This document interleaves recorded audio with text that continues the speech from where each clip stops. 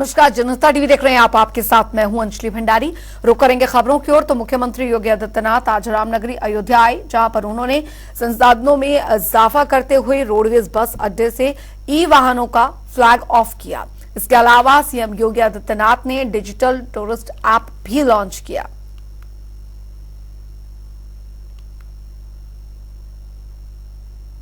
सबसे पहले अयोध्या स्वच्छ और सुंदर दिखाई दे। सरकार का जो काम है वो सरकार अपना काम कर रही है। इंफ्रास्ट्रक्चर, सड़कों का चौड़ीकरण, railway line, double railway line से अयोध्या जुड़ चुका है। एयरपोर्ट, आप सोचिए मौसम कैसा है, अगर एयरपोर्ट नहीं होता तो मैं इतनी सुबह अयोध्या धाम में नहीं पहुंच पाता। आज अयोध्या धाम में एयरपोर्ट है तो मौसम कैसा भी होगा हम पहुंच जाएंगे, कोई समस्या नहीं। यानी ये सभी सुविधाएं अयोध्या धाम के लिए। और अब इलेक्ट्रिक बसेज जिनमें कोई पॉल्यूशन भी नहीं, कोई आवाज भी नहीं, अयोध्या को चमकाएगी। उनके रूट तय हो जाए, किस रूट से, किस क्षेत्र से कौन सा आएगा, कौन रेलवे स्टेशन से आएंगे और घूम करके कौन सा उसका रूट होगा, फिर रेलवे स्टेशन पे पहुंचेगी, फिर कौन एयरपोर्ट से आएगी, कौन किन किन होटल और धर्मशालाओं को कवर करेगी, कौन बस स्टेशन से आएगी, कौन टूरिस्ट जो टेंट सिटी से वहां पहुंचेगी। ये सभी उनके रूट तय कर देने की आवश्यकता है। और उस दृष्टि से अभी ये सेवा यहां पर शुभारंभ की जा रही है। लगभग 200 इलेक्ट्रिक बसेज तात्कालिक रूप से हम लोग अयोध्या के लिए दे रहे हैं, लेकिन इसकी संख्या को बढ़ा करके 500 तक पहुंचाएंगे, जिससे अयोध्या और अयोध्या के अंदर इस प्रकार की बेहतरीन सुविधा उपलब्ध हो सके। इसमें नगर विकास भी करे, परिवहन विभाग भी करे और निजी क्षेत्र को भी इस क्षेत्र में आमंत्रित करे, वे भी इलेक्ट्रिक बसेस लेकर के, क्योंकि अयोध्या देश की पहली सोलर सिटी बनेगी। सूर्यवंश की राजधानी है तो स्वाभाविक रूप से सोलर सिटी के रूप में भी अयोध्या को हम स्थापित कर सके। इसके लिए हम लोगों को इस कार्यक्रम के साथ जुड़ना है। टूरिस्ट मैप के साथ भी हम अयोध्या के एक एक चीज को देख सकें, अवलोकन कर सकें, आसानी से वहां पहुंच सकें। उधर आपको बता दें कि गोरखपुर में सीएम योगी आदित्यनाथ ने स्वच्छता अभियान वाहन को गोरखनाथ मंदिर से हरी झंडी दिखाकर रवाना किया। इस दौरान उन्होंने नगर निगम के जरिए आरआरआर सेंटर खिचड़ी मेले का भी यहां पर फीता काट के उद्घाटन किया। साथ ही बता दें कि नगर आयुक्त गौरव सिंह सोगरवाल, महापौर डॉक्टर मंगलेश श्रीवास्तव ने दरअसल जीरो वेस्ट के तहत एक कैंप कार्यालय बनवाया और जहां पर गोरखनाथ मंदिर में स्वच्छता का पूरा ध्यान रखा जाएगा।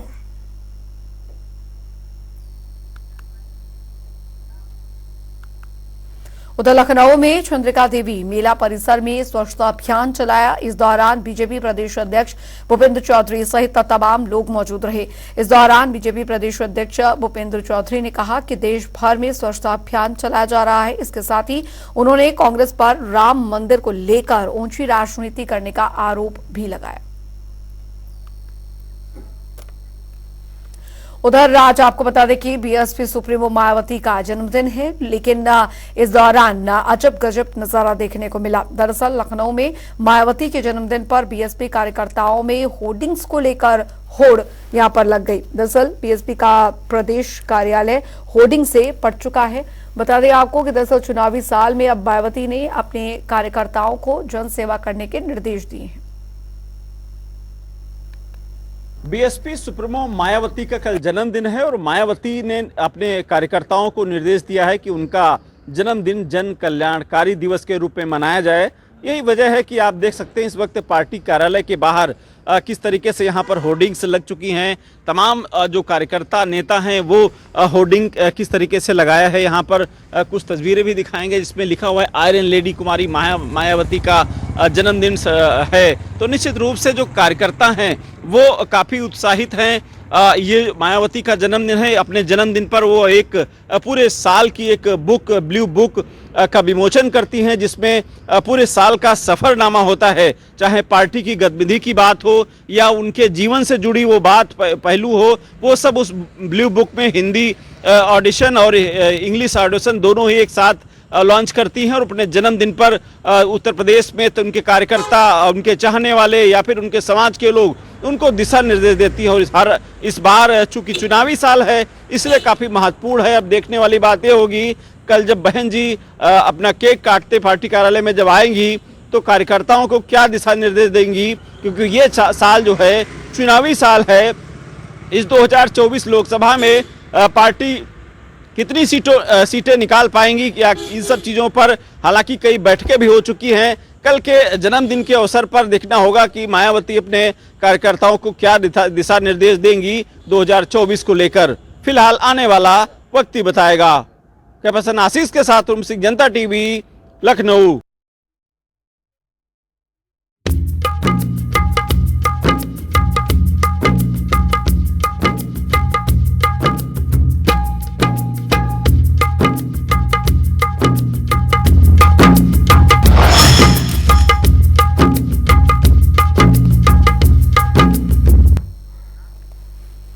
चलिए अब बात करेंगे श्री राम नगरी अयोध्या की, क्योंकि श्री राम नगरी में आपका स्वागत है और अभिनंदन है। सड़क से लेकर चौराहों और साथ ही दीवारों से लेकर धर्मनगरी का कोना कोना इस बात की गवाही दे रहा है। आगामी 22 जनवरी को प्राण प्रतिष्ठा का दिन कितना भव्य और खास होगा। अयोध्या में रामलला की प्राण प्रतिष्ठा के लिए अब महज कुछ ही दिन शेष बचे हैं। श्री राम मंदिर प्राण प्रतिष्ठा समारोह को लेकर पूरे देश में एक अलग ही उत्साह, एक अलग ही रौनक देखने को मिल रही है। तो प्राण प्रतिष्ठा का काउंटडाउन जो है वो शुरू हो चुका है। तैयारियां जो हैं वो अंतिम दौर में हैं। सज संवर रही है अयोध्या, रामनगरी अयोध्या। वो रंग रौनक जो है वो अलग ही छटा जो है वो यहाँ पर बिखेरे हुए है। और अयोध्या वासी खुद इतने प्रफुल्लित हैं क्योंकि राम का आगमन एक बार फिर राम नगरी में यहाँ पर हो रहा है और ये किसी त्योहार से कम नहीं है। ऐसा मानो कि दिवाली एक बार फिर आई है और पूरे अयोध्या ही नहीं पूरे देश में एक अलग ही जो रौनक है वो देखने को मिल रही है। तो अलग ही रौनक जो है वो यहाँ पर देखने को मिल रही है। तस्वीरें भी हम आपको दिखा रहे हैं। रामनगरी अयोध्या की हम तस्वीरें आपको दिखा रहे हैं। सदियों का इंतजार खत्म हुआ। कई संघर्षों के बाद, कई संतों के संघर्षों के बाद जो है वो राम मंदिर का निर्माण जो है वो यहां पर हो रहा है। कुल मिलाकर के इस समय पूरा माहौल है। अगर हम चारों तरफ, आशीष कैमरामैन से आग्रह करूंगा कि चारों ओर दिखाएं और उधर देखेंगे कि चारों तरफ ये पंडाल सजे हुए हैं। ये अलग अलग मीडिया चैनलों ने अपने अपने यहाँ प्रोग्राम तय करने के लिए सेटअप बनाया है। इन सेटअप के आधार पर जो है शाम को प्रोग्राम होंगे। सामने जो आप देख रहे हैं मंदिर है, चंद्रोदय मंदिर है, शिव जी का मंदिर है यहाँ। और इस चंद्रोदय मंदिर के पास ही लाइट एंड शो साउंड का जो है शो होता है रोज शाम को। चारों तरफ एक जो नज़ारा है, भव्य नज़ारा है। इस समय 20 डिग्री टेम्परेचर है। लोग ठंड में कड़कड़ा रहे हैं, लेकिन अयोध्या में लगता नहीं कि किसी को ठंड लग रही है। चारों तरफ लोग आए हुए हैं। हमारे साथ ये जो खड़े हैं हम इनसे बात करते हैं। क्या नाम है आपका? मेरा नाम सौरभ त्रिपाठी है सर। सौरभ जी, कहाँ से आए आप? मैं दिल्ली से आया हूँ। जी, दिल्ली से आप कब आए? मैं कल से ही आ गया हूँ यहाँ पे। अभी पूज्य गुरुदेव रामभद्राचार्य जी का जन्म उत्सव मना के हम लोग यहाँ पे आए हैं। अमृत महोत्सव उनका चल रहा है, कथाएं चल रही है। पूरी राम अयोध्या पूरा राममय हो चुका है और बहुत ही अच्छा लग रहा है। जिधर ही देखिए उधर ही देखिए बस एक ही नारा है, एक ही नाम, जय श्री राम, जय श्री राम। इसी तरह से पूरे अयोध्या नगरी एकदम गूंज रही है। पहले हम लोग आते रहते थे, बराबर आते हैं। और तब में और अब में क्या अंतर देखते हैं त्रिपाठी जी आप? पहले और अब में बहुत अंतर हो गया है, बहुत ही अंतर हो गया। पहले क्या था कि सर आप जिधर जाते थे छोटी छोटी गलियां थी। आज अयोध्या की वही है, वक्त के साथ इसकी नज़रिया जो है सबके देखने का, बाकी श्रद्धालुओं का। और इतनी ठंडी में बहुत से श्रद्धालु लोग बहुत से दूर दूर से आए हैं। अभी मैं गुप्तवार घाट से आ रहा हूँ। वहाँ पे मुझे पता चला है कि नेपाल से 10,000 शरणार्थी आए हुए हैं, जो कि उनके रहने खाने का उत्तम व्यवस्था भी सरकार ने दिया है।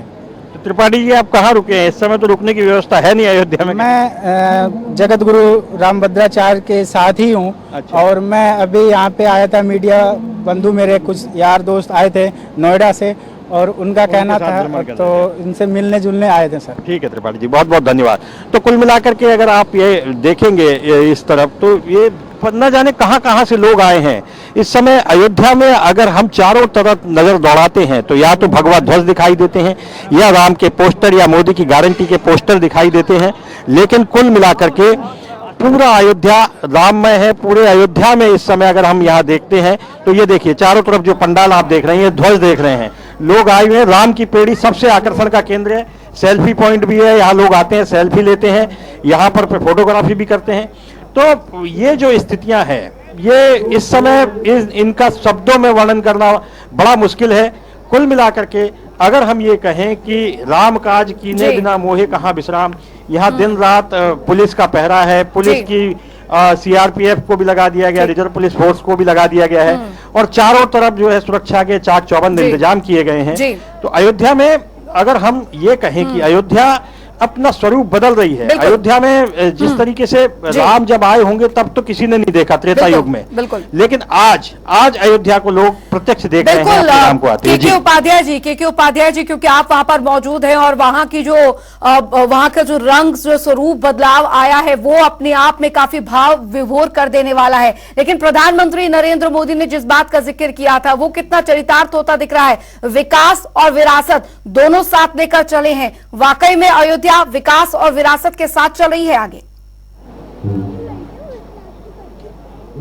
बिल्कुल बिल्कुल, ये आपने सही कहा। मोदी जी ने जो कहा था कि विकास और विरासत दोनों साथ चल रही हैं, ये अयोध्या में प्रत्यक्ष देखने को मिलता है। क्योंकि मैं यहाँ अयोध्या के पास ही रहता हूँ, लखनऊ में। हम अभी तक लखनऊ में रहते थे, लेकिन आज जब हम अयोध्या आते हैं, 1 साल बाद देखते हैं, तो अयोध्या पहले गलियों का शहर था। चारों तरफ छोटी छोटी गलियां, गंदे नाले, और सफाई का कहीं नहीं। आज जिस घाट पर हम खड़े हैं वहां पर गंदगी का अंबार होता था। आज राम की पेड़ी साफ सुथरी दिखाई दे रही है, यहाँ लोगों का जमावड़ा है, लोग आ रहे हैं घूमने के लिए।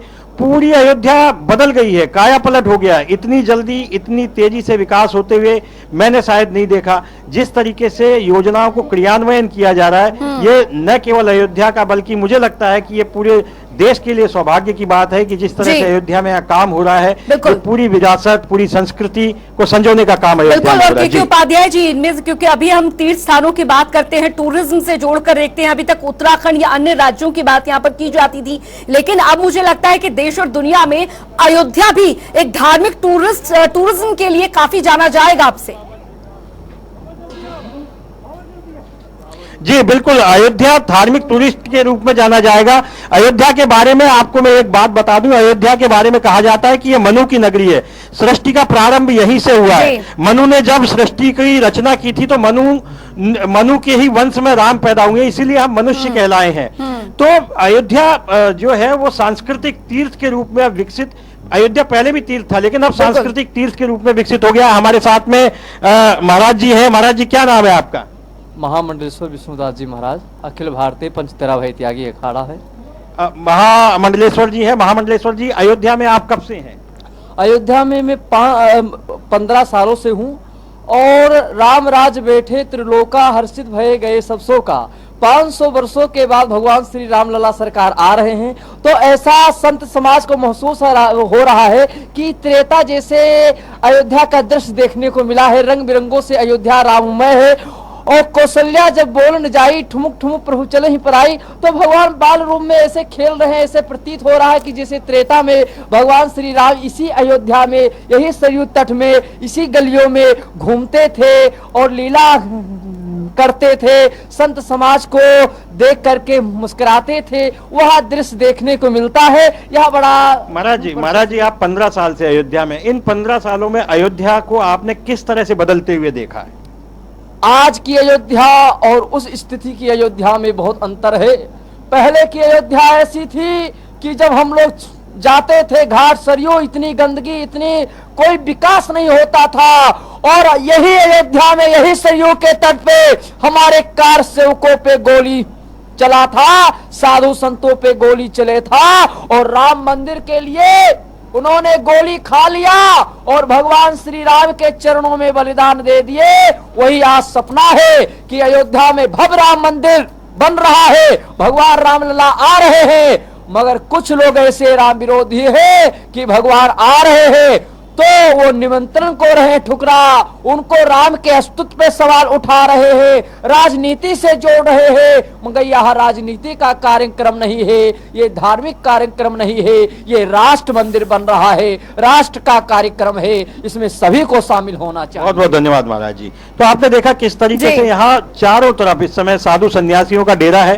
साधु सन्यासी यहाँ राम की पेड़ी के पास, उधर सरयू का घाट है मेरे थोड़ी ही दूर पर, वहाँ सरयू के घाट पर, और एक लता मंगेशकर चौराहा है, वहां पर साधु सन्यासियों का डेरा है। जिधर हम नजर डालेंगे उधर देखेंगे साधु सन्यासी लोग न जाने कहां कहां से आए हैं। जी बिल्कुल के उपाध्याय जी, लेकिन राम राज्य, राम का, अयोध्या का, वो एक अयोध्या, पौराणिक अयोध्या का जो वर्णन है आज तक जब हम स्कूलों में थे तो किताबों में पढ़ते आए थे, लेकिन साक्षात इस तरीके से, और साल की शुरुआत में एक दिवाली के एक अलग ही पर्व और राम का आगमन जब होगा तो शायद वो साक्षात ये जो पीढ़ी है वो अपने आप के सामने इस दृश्य को देख पा रही है। उससे सौभाग्यशाली मुझे नहीं लगता कुछ और रहने वाला है पीढ़ी दर पीढ़ी। बिल्कुल बिल्कुल बिल्कुल आपने सही कहा। अयोध्या का हम केवल नाम सुनते आए थे, रामचरितमानस में, रामायण में, अपने पुरखों से, अपने बुजुर्गों से हमने अयोध्या की कहानियां सुनी हैं, लेकिन हम अयोध्या को देखा भी है, कुछ लोग अयोध्या आते भी थे, लेकिन तब अयोध्या में आकर के देखने पर दुख होता था। रामलला टेंट में सीखचों के बीच में विराजमान थे, टेंट फटा हुआ था। मैंने अपनी आंखों से यहाँ जब लोग आते थे रामलला के दर्शन करने टेंट में तो रोते हुए देखा है। कुछ लोगों ने वहां पे कहा कि अब हम तभी आएंगे जब रामलला प्राण प्रतिष्ठित हो जाएंगे। न जाने कितने लोगों की आस्थाओं पे उस समय चोट पहुंचती थी। आज हम देखते हैं कि युग बदल रहा है, हालांकि इसे कलयुग कहा जाता है, लेकिन मुझे लगता है कि युग बदले न बदले लेकिन अयोध्या बदल रही है। अयोध्या में राम का आगमन हो चुका है। आगमन से पहले की सहनाइयां बज रही हैं, मृदंग बज रहे हैं, बंधनवार सज गए हैं, ढोल नगाड़ों से उनका स्वागत होने की तैयारी की जा रही है। प्रधानमंत्री नरेंद्र मोदी ने 11 दिन का उपवास शुरू कर दिया है, यम नियम आहार का वो पालन कर रहे हैं। ये एक किसी भी देश के लिए, किसी भी राष्ट्र के लिए गौरव की बात होती है कि उसके देश का जो सबसे बड़े प्रमुख है वो अपनी जनता के लिए व्रत, उपवास, नियम इत्यादि कर रहा है। तो कुल मिलाकर के अयोध्या में केवल राम की प्रतिष्ठा नहीं हो रही है, बल्कि ये भारत के भाल पर राम का तिलक होने जा रहा है। बिल्कुल। और के उपाध्याय जी, हमें तो लगता है क्योंकि कई लोग वहां पर नहीं जा पा रहे हैं, चाहे जिन्हें निमंत्रण मिला हो वो नहीं जा पा रहे या फिर और भी लोग, लेकिन मुझे लगता है वहां पर जो लोग मौजूद हैं, आप भी वहां पर मौजूद है, एक अलग ही रौनक, एक अलग ही जो भाव है वो वहां पर देखने को मिल रहा है। लेकिन अयोध्या वासी जो अयोध्या में रहते आए हैं, रह रहे हैं, उनके मन के भाव को आपने जाना होगा। उनका क्या कुछ कहना है इस पावन पर्व पर, इस पावन महीने पर?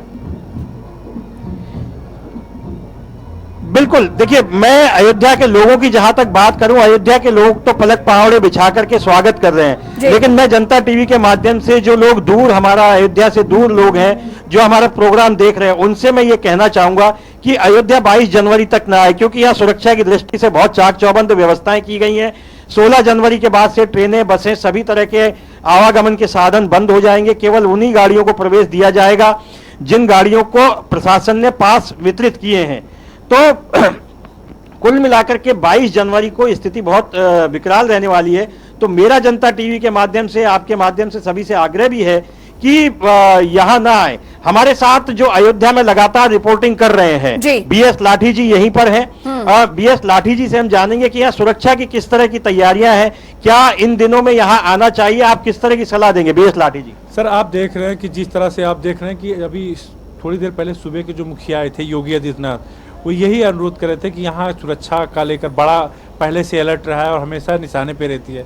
तो आपने देखा सुरक्षा व्यवस्था की बगल में ये राम की पैड़ी है और ये हम जहाँ खड़े राम की पैड़ी है और पीछे से येलो जोन हाईटेक सुरक्षा व्यवस्था करके, चाहे आकाश हो, नभ्य हो, ड्रोन के माध्यम से जो पूरी निगरानी इंट्रोलेसिक तरीके की जा रही है कि 5 किलोमीटर तक कोई ड्रोन नहीं उड़ा सकता। तो जहां एरिया, हर एरिया वाइज को सेक्टर जोन में बांटा गया है और वहां एक एडिशनल एसपी तक का मजिस्ट्रेट, जोनल मजिस्ट्रेट बनाया गया, नहीं एक मजिस्ट्रेट है और एक एडिशनल एसपी, एक सीओ।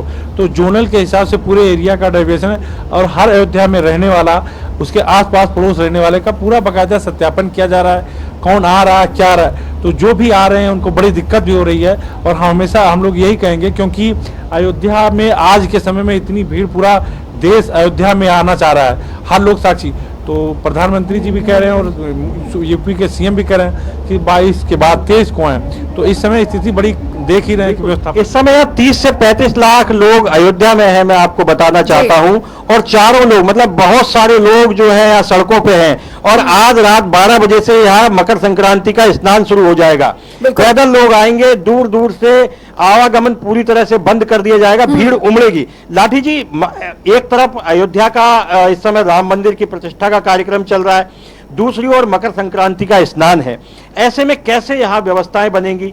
आपने तो यहाँ मकर संक्रांति का पहले भी स्नान देखा, लेकिन तब के मकर संक्रांति के स्नान में और आज के स्नान में थोड़ा अंतर तो है। जी बिल्कुल, क्योंकि हर कोई अयोध्या आना चाह रहा है और अयोध्या इस समय सबसे ज़्यादा आस्था की बड़ी नगरी और पुरियों में सबसे बड़ी एक पुरी है।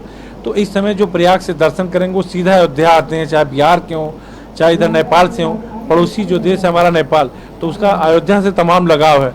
तो इस समय पूरी प्रशासन ने यहाँ जो सुरक्षा व्यवस्था या रहने चाहे टेंट सिटी की बात की जाए, तो लोग आज 12 बजे से जो स्नान शुरू होगा वो आपने देखा ही, पूरी सुरक्षा व्यवस्था का जो खाका है, और यहाँ जो श्रद्धालु आएंगे उनको स्नान करा के बगल में नागेश्वर नाथ मंदिर है वहाँ जल चढ़ाएंगे और भगवान रामलला का भी दर्शन भी करेंगे। ये जो पीछे लाठी जी दिखाई दे रहा है, कैमरामैन से आग्रह करूंगा ये दिखाइए, ये जो मंदिर का जो दृश्य दिखाई दे रहा है, ये कौन से मंदिर है, इनका क्या महत्व है? और ये राम की पेड़ी है, यहाँ जो पानी बह रहा है ये सरयू से, यहाँ पे क्या कब इसको लाया गया?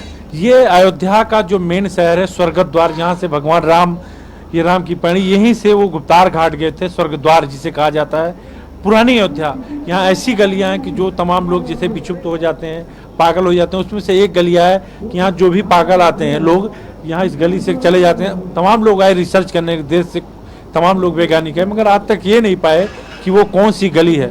तो ये अयोध्या का सबसे प्राचीन, ये वही अयोध्या है जहाँ भगवान राम, लक्ष्मण और वो सब लोग यहीं से सीधा स्वर्ग गए थे। ये राम की पेड़ी के नाम से जाना जाता है। देखिए, इन्होंने लाठी जी ने बताया कि ये राम की पेड़ी के बारे में मुझे भी ये नई जानकारी मिली कि राम यहीं से गए थे जब वो समाधिस्थ हुए थे अपने भाइयों के साथ में, तो राम की पेड़ी के पास की गलियों से ही गए थे, और यही पास में गुप्तार घाट है जहां उन्होंने जल समाधि ली थी और हनुमान जी को सत्ता सौंप दी थी।